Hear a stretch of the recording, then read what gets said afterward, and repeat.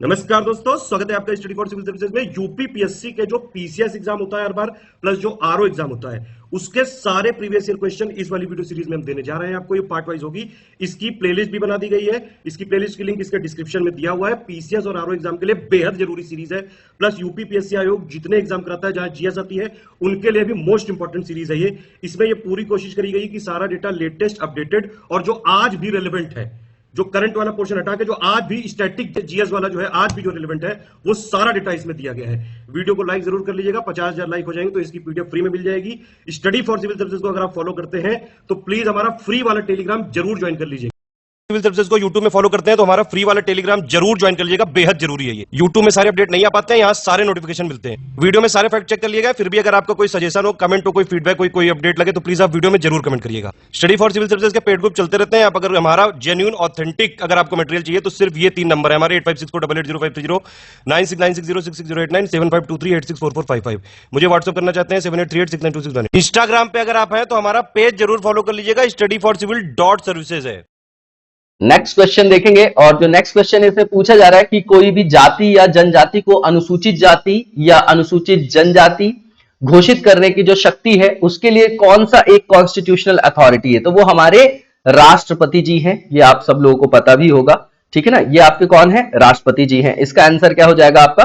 भारत के राष्ट्रपति, जो कि ए में दिया गया है। इसके बाद जो नेक्स्ट क्वेश्चन है इसमें पूछा जा रहा है कि अंतरराष्ट्रीय न्यायालय का जो मुख्यालय है कहां है, तो हेग में है। आपको पता है हेग में है, ठीक है ना। इसके बाद जो नेक्स्ट क्वेश्चन है इसमें पूछा जा रहा है कि जो किसका संबंध जो है संयुक्त राष्ट्र संघ से नहीं है, तो जनरल असेंबली है। एमनेस्टी इंटरनेशनल नहीं है, ये आपका एक एनजीओ है ना, ये यूके बेस्ड है। इसका आंसर आपका बी हो जाएगा। बाकी अंतरराष्ट्रीय न्यायालय और ट्रस्टीशिप काउंसिल भी उसी से रिलेटेड है, तो एमनेस्टी इंटरनेशनल उससे रिलेटेड नहीं है, स्वायत्त संगठन है वो आपका। इसके बाद जो नेक्स्ट क्वेश्चन इससे पूछा जा रहा है कि विश्व के कितने ऐसी कंट्रीज हैं जिसमें अनिवार्य मतदान की व्यवस्था लागू है, तो ऐसे जो है आपके कंट्रीज हैं वो 22 हैं जब ये क्वेश्चन आया था। इसके बाद जो नेक्स्ट क्वेश्चन है इससे पूछा जा रहा है कि एशिया की जो धुरी, मतलब पाइवेट ऑफ एशिया भी बोलते हैं, एक्सिस ऑफ एशिया भी बोलते हैं, फॉरेन पॉलिसी, ये स्ट्रेटेजी किसकी थी, तो ये आपकी यूएसए की थी, ठीक है ना। इसके बाद जो नेक्स्ट क्वेश्चन है इसमें पूछा जा रहा है कि प्रथम जो भारतीय पीएम थे कौन थे जिन्होंने अफगानिस्तान की यात्रा की थी, तो ये आपके जेएलएन हैं, जवाहरलाल नेहरू हैं, जिन्होंने पहली बार अफगानिस्तान की यात्रा की थी। इसके बाद जो नेक्स्ट क्वेश्चन इसे पूछा जा रहा है कि voluntary agreement can be terminated voluntarily, स्वेच्छा से किया गया समझौता स्वेच्छा से समाप्त किया जा सकता है। ये जो स्टेटमेंट है पंडित नेहरू जी का, ये किसे इंगित करता है, तो ये जो कॉमनवेल्थ, जो आपका इंडिया ने जो कॉमनवेल्थ की मेंबरशिप ली है उससे रिलेटेड स्टेटमेंट था, भारत का राष्ट्रमंडल से जुड़ाव, ठीक है। इसके बाद जो नेक्स्ट क्वेश्चन है इसमें पूछा जा रहा है कि फोर्थ स्टेट या चतुर्थ स्तंभ किसे बोला जाता है लोकतंत्र का, तो ये आपको प्रेस को बोला जाता है, क्योंकि अभिव्यक्ति उसके बिना जो है लोकतंत्र में अगर मत ही नहीं रखने की स्वतंत्रता रहेगी तो किस तरीके से फिर उसको मूर्त रूप दिया जाएगा, तो आंसर डी है। इसके बाद संविधानेतर अधिकार क्या है, एक्स्ट्रा कॉन्स्टिट्यूशनल राइट किसे बोलते हैं, तो वो शक्ति जो संविधान सम्मत नहीं है, the power that is not constitutional, इसका आंसर आपका सी हो जाएगा, संविधान के इतर। इसके बाद जो नेक्स्ट क्वेश्चन है पूछा जा रहा है कि समलैंगिकता जो है, होमोसेक्सुअलिटी जो है, वो किससे रिलेटेड है, कौन से वाद से रिलेटेड है ना, वाद नहीं है, ये आपकी धारा पूछी जा रही, तो आईपीसी की धारा है, ये सब आपको पता होगा, है ना। इंडियन पीनल कोड जो है आपका, उसका सेक्शन 377 है, ठीक है। इसके बाद जो नेक्स्ट क्वेश्चन है इसमें पूछा जा रहा है कि भारतीय संविधान का ऐसा कौन सा आर्टिकल है जिसमें अंतरराज्यीय की बात कर रहे हैं, व्यापार और व्यवसाय की स्वतंत्रता नियमित की गई है, तो ये जो है आपका 301 है, 30127 है ना, और 191DE दिया गया है, तो ये जो है आपका ये उपर्युक्त सभी आएगा इसमें, ऑल ऑफ द अबव आएगा। ध्यान से देखेंगे आप कनेक्ट करके तो सारा कुछ आ जाएगा इसमें। इसके बाद जो नेक्स्ट क्वेश्चन इसमें बताना है कि मैच द फॉलोइंग कौन सा करेक्टली नहीं है, नॉट करेक्टली मैच जो है उसको बताना है, तो इक्वालिटी बिफोर लॉ, ये आर्टिकल 14 है आपका, इक्वल प्रोटेक्शन ऑफ लॉ भी है वहां पर, तो नागरिकों और गैर नागरिकों को प्राप्त बता रहे हैं ये आपके, ठीक है, तो ये ठीक है। इसके बाद राज्य के नाम का परिवर्तन राज्य विधानसभा की शक्ति नहीं, ये संसद की शक्ति, यही गलत है, यही आंसर हो जाएगा। उसके बाद नए राज्य का निर्माण संसद का कार्य क्षेत्राधिकार है, और सरकारी नौकरी में जो अवसरों की समानता है वो केवल इंडियन सिटीजन्स को प्राप्त है। बाकी सब सही है, गलत बताना था, इसलिए आंसर आपका बी हो जाएगा। इसके बाद जो नेक्स्ट क्वेश्चन है पूछा जा रहा है कि ऐसे कौन से इंडियन थे जो अंतरराष्ट्रीय युद्ध विरोधी संगठन के अध्यक्ष 1988 में नियुक्त किए गए थे, तो ये नारायण देसाई थे। कौन थे? नारायण देसाई थे, इनका आंसर आपका सी हो जाएगा, ठीक है। इसके बाद जो नेक्स्ट क्वेश्चन है इसमें पूछा जा रहा है कि मैच द फॉलोइंग करके बताना है हमको। तो भारत के उपराष्ट्रपति जो है वो राज्यसभा से रिलेटेड है। जो कैग लिखा गया है वो किससे रिलेटेड है? Public account committee. भारत का महाधिवक्ता और भारत का महान्यायवादी लिखा हुआ है, ठीक है ना। तो देखिए यहां पर ध्यान से देखिएगा, वैसे भी आंसर आपको मिल गया होगा। ए का आपका 3 हो गया, बी का 1 हो गया, एक ही ऑप्शन में आंसर आपका ए हो जाएगा, ठीक है। इसके बाद सी जो है भारत का महाधिवक्ता, ये सुप्रीम कोर्ट से रिलेटेड है। और भारत का जो महान्यायवादी है आपके, वो लोकसभा की बैठक है ना, मतलब meeting of Lok Sabha auditor general, उससे रिलेटेड है। आंसर आपका ए हो जाएगा, ठीक है। इसके बाद जो नेक्स्ट क्वेश्चन है इसमें पूछा जा रहा है कि कौन सा एक मानव संसाधन विकास मंत्रालय का डिपार्टमेंट नहीं है, विभाग नहीं है, ठीक है। तो महिला और बाल विकास जो है वो आपका इंडिपेंडेंट कर दिया गया, तो वो उसके अंतर्गत नहीं आता, यही इसका आंसर हो जाएगा, जो कि डी में दिया गया है। इसके बाद जो नेक्स्ट क्वेश्चन है इसमें पूछा जा रहा है कि राष्ट्रीय जल विकास एजेंसी जो है उसको कब सेटअप किया गया था? तो 1982 में किया गया था।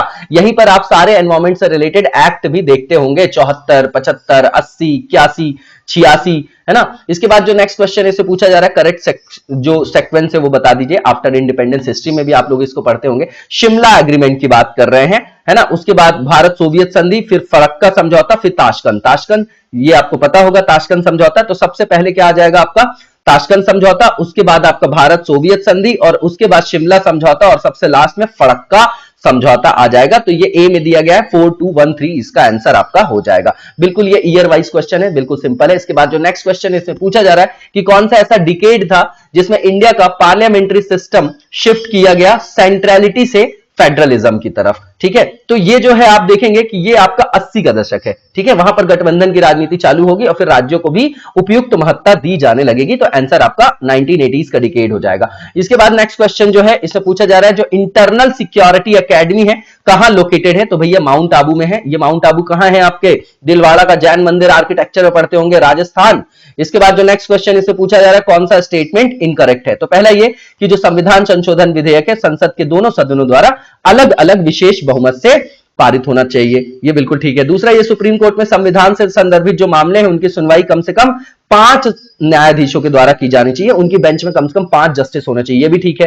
प्रेस की स्वतंत्रता, जो मूलाधिकार, वाक स्वातंत्र और अभिव्यक्ति स्वातंत्र में सम्मिलित है आर्टिकल 19 के अंतर्गत ही, बिल्कुल ठीक है। इसके बाद जाकिर हुसैन जो है बोल रहे हैं कि प्रथम उपराष्ट्रपति थे, ये गलत है, आपका गलत ही बताना था, तो आंसर आपका डी हो जाएगा। इसके बाद जो नेक्स्ट क्वेश्चन है इसमें पूछा जा रहा है कि कौन से स्टेट्स में 67 से 71 के बीच, 1967 से 71 के बीच अधिकतम जो आपकी गठबंधन सरकारें हैं उसको बनाने का रिकॉर्ड है? तो ये आपकी बिहार है। कौन है? बिहार है। इसका आंसर आपका सी हो जाएगा, है ना। दशक याद रखिएगा, 67 से 71 के बीच का क्वेश्चन है ये आपका।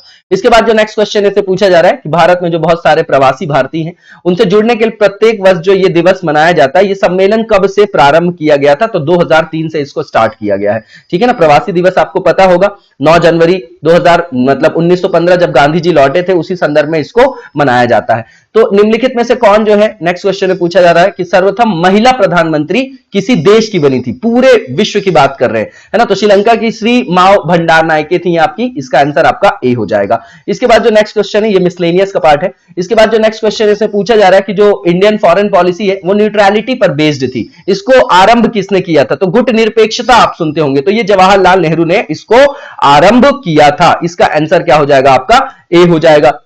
इसके बाद जो नेक्स्ट क्वेश्चन है हमारा, इसमें पूछा जा रहा है कि कौन से पार्ट में पंचायती राज व्यवस्था का प्रावधान किया गया है? तो भैया 9वां पार्ट है आपका, रेपिटेशन है ये आपका। इसके बाद जो नेक्स्ट क्वेश्चन है इसमें पूछा जा रहा है कि when was the third tier added to Indian federal system? तो 1993 है आपका कि 1992 है? बताइए, ये जोड़ा गया 1992 में, याद रखिएगा, ठीक है ना। तृतीय तल जो जोड़ा गया 1992 है आपका, है ना, 73rd अमेंडमेंट। इसके बाद जो नेक्स्ट क्वेश्चन इसे पूछा जा रहा है कि कौन सा ऐसा आर्टिकल है, कौन सा संविधान के अनुच्छेद 3 के तहत संसद के एक कानून द्वारा संभव नहीं है ना, संभव नहीं है।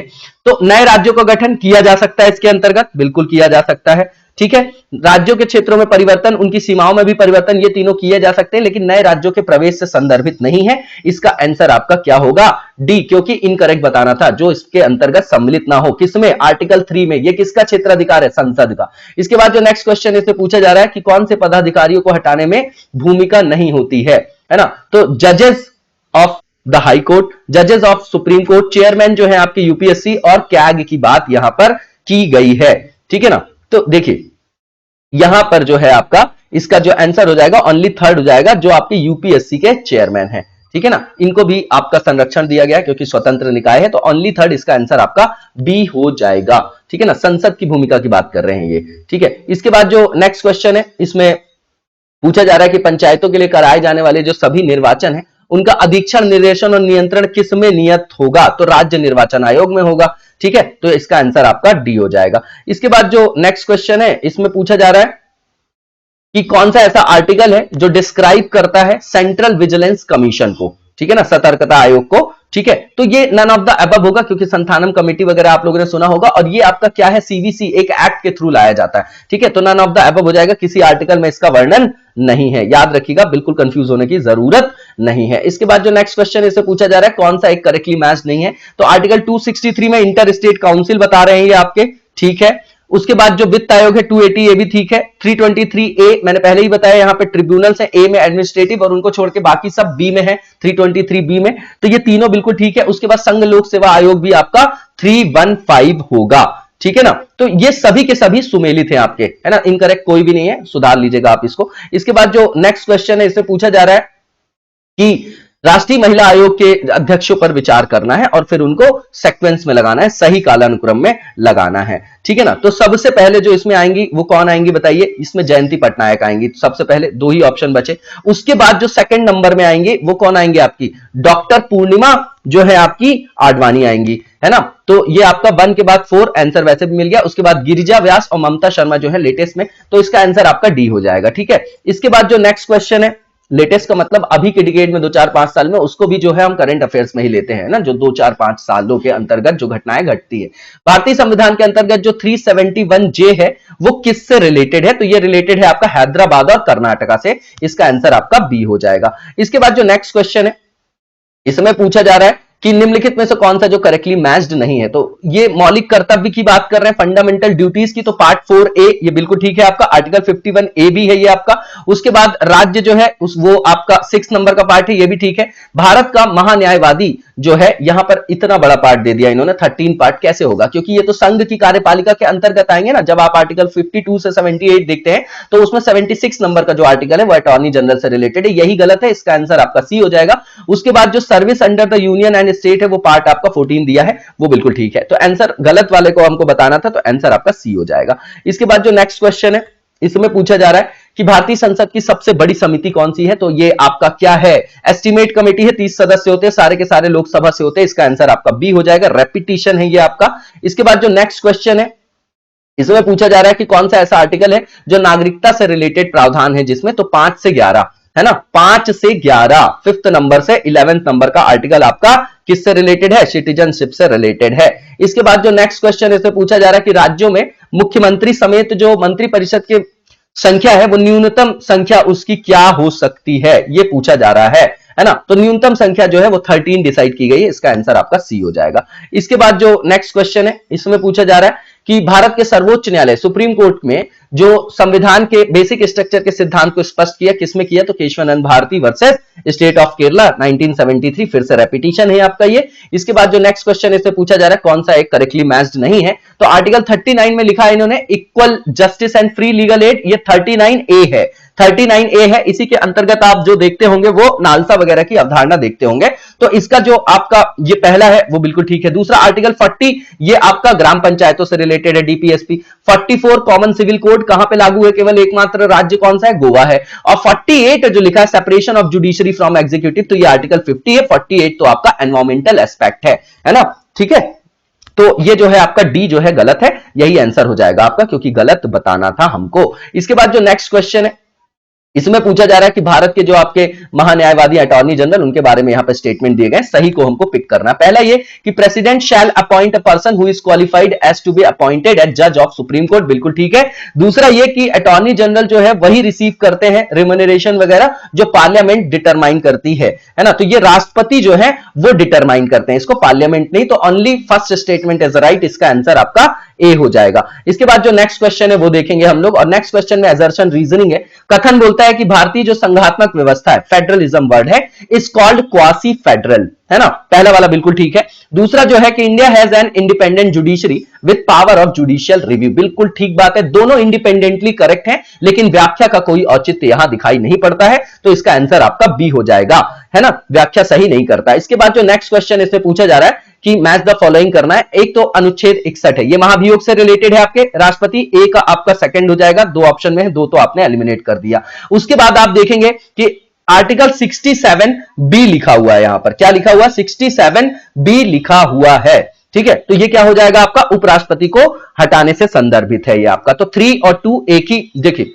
यहां पर 2 और 3 जो है आपका एक ही में है, सी में, इसका आंसर आपका सी हो जाएगा। उसके बाद 94 की बात करेंगे तो स्पीकर को हटाने से रिलेटेड, और 90 की बात करेंगे तो राज्यसभा के उपसभापति को डेप्यूटी चेयरमैन को हटाने की वहां पर क्या है, प्रावधान है। 89 और 93 देखेंगे तो स्पीकर्स की बात है, ये राज्यसभा और ये लोकसभा, ठीक है ना, आर्टिकल्स की बात करें, इसका आंसर आपका सी हो जाएगा। इसके बाद जो नेक्स्ट क्वेश्चन है इसमें पूछा जा रहा है कि भारत की जो संविधान सभा थी उसने किस डेट में जो है नेशनल फ्लैग को अपनाया था, ठीक है ना, तो ये 22 जुलाई 1947 है, वेरी इंपॉर्टेंट, बिल्कुल कंटेक्चुअल पार्ट है। इसके बाद जो नेक्स्ट क्वेश्चन है इसमें पूछा जा रहा है कि जो आपका डेवलपमेंट मॉनिटरिंग और इवैल्यूएशन ऑफिस है, which monitors the progress of long term policies in an attached office, तो वो जो ऑफिस अटैच्ड है वो किसके अंडर में है, ठीक है ना, तो ये नीति आयोग के, किसके, नीति आयोग, इसका आंसर आपका डी हो जाएगा। इसके बाद जो नेक्स्ट क्वेश्चन है इसमें पूछा जा रहा है कि भारतीय जो संविधान है उसके कौन से आर्टिकल के अंतर्गत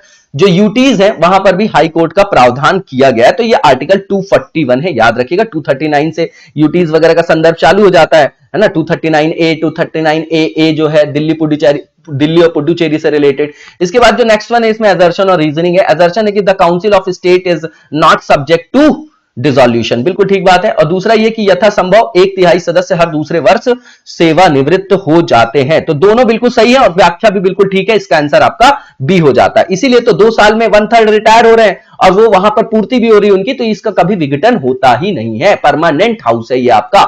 इसके बाद जो आपका सिटीजनशिप अमेंडमेंट बिल है 2019 का, उसको पार्लियामेंट ने कब पास किया था, तो ये डेट याद रखेगा, 12 दिसंबर 2019 है, इसका आंसर आपका सी हो जाएगा। इसके बाद जो नेक्स्ट क्वेश्चन है हमारा इसमें पूछा जा रहा है कि यहां पर स्टेटमेंट दिए गए हैं और बताना कौन सा ट्रू है। तो पहला ये कि राष्ट्रपति की तरह उपराष्ट्रपति का चुनाव भी अप्रत्यक्ष रूप से होता है, तो अप्रत्यक्ष ही होता है, इसका जो पहला स्टेटमेंट है वो आपका ट्रू है। दूसरा ये कि जो मेंबर्स होते हैं स्टेट लेजिस्लेचर्स के, play an important role in the election of the both, है ना, तो दूसरा जो है आपका वो ट्रू नहीं है, only first statement is right, इसका आंसर आपका ए हो जाएगा, ओनली 1। इसके बाद लास्ट क्वेश्चन है हमारी इस सीरीज का, और इसमें पूछा जा रहा है कि भारत में जो नीति आयोग का एस्टैब्लिशमेंट किया गया 2015 में, तो किसके द्वारा किया गया, तो ये आपकी यूनियन जो आपकी काउंसिल ऑफ मिनिस्टर, संघीय मंत्रिपरिषद, उसके द्वारा पारित एक विशिष्ट प्रस्ताव से किया गया, स्पेशल रिजोल्यूशन लाया यूनियन कैबिनेट ने और फिर इसकी स्थापना की योजना आयोग की जगह पे, तो इसका आंसर आपका सी हो जाएगा। इसी के साथ हम अपनी सीरीज को यहीं पर विराम देंगे, ये लास्ट क्वेश्चन था इस सीरीज का, और लगातार जबरदस्त तरीके से पढ़ते रहिए और अपनी ईमानदारी से की गई मेहनत पर विश्वास रखिए और सफलता के चरम को आप लोग प्राप्त करिए, आप लोग जरूर सफल होंगे, अपने ऊपर विश्वास रखिए, कॉन्फिडेंट रहिए। Thank you so much, best of luck exam के लिए।